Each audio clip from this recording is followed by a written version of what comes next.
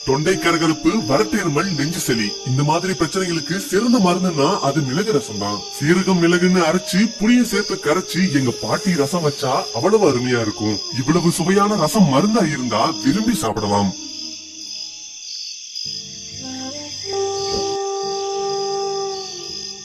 மிளகு ரசம் வைக்க தேவையான மசாலா பொருட்களை இப்ப பாத்திரலாம். 150 கிராம் புளி, 1 ஸ்பூன் மிளகு, 5 நாட்டு தக்காளி, 15 சின்ன வெங்காயம், 2 வெள்ளைப்பூண்டு, 2 ஸ்பூன் சீரகம், கொத்தமல்லி இலை.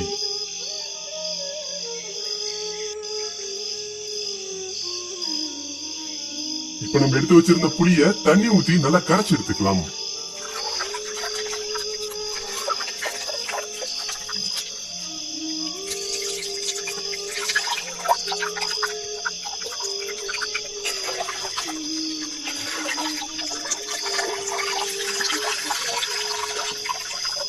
இப்ப நம்ம எடுத்து வச்சிருந்த தக்காளி கூட கல்லுப்பு சேர்த்து நல்லா பிழிஞ்சு எடுத்துக்கலாம்.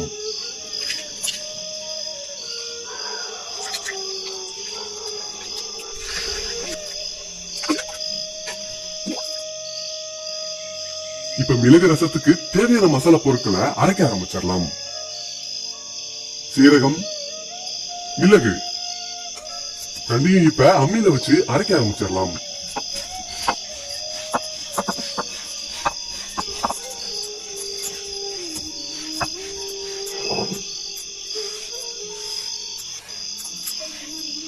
மிளகு சீரகத்தை அரைச்சிட்டு சின்ன வெங்காயம், வெள்ளைப்பூண்டு ரெண்டையும் அம்மியில வச்சு துப்பி துப்பியா அரைச்சு எடுத்துக்கலாம்.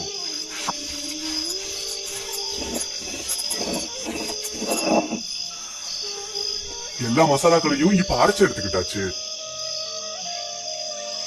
இப்ப மிளகு ரசத்தை வைக்க ஆரம்பிச்சிடலாம்.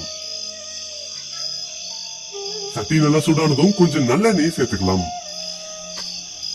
எண்ணெய் நல்லா காஞ்சிருச்சு. இப்ப கடுகு சேர்த்துக்கலாம். கடுகு நல்லா பொரிஞ்சிடுச்சு. இப்ப 5 வரமிளகாயை சேர்த்துக்கலாம்.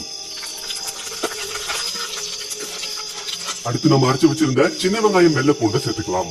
கூடவே கொஞ்சம் இப்ப கருவேப்பிலையை சேர்த்துக்கலாம். இப்ப அரைச்சு வச்சிருந்த மிளகு சீரகத்தை சேர்த்துக்கலாம். இப்ப நம்ம கரைச்சு வச்சிருந்த தக்காளியையும் புளியையும் தாளிச்சு வச்சிருந்த மசாலாவோட சேர்த்துக்கலாம்.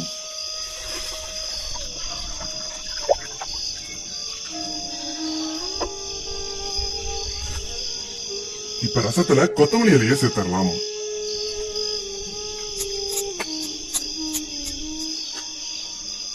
இப்ப கொஞ்சம் மஞ்சத்தூளை சேர்த்துக்கலாம்.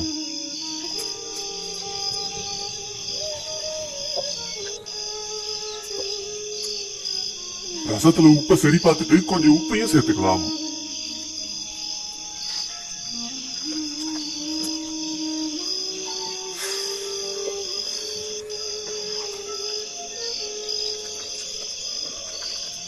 ரசம் லேசா ஒரு கொதி வந்ததும் ரசத்தை இறக்கிடலாம்.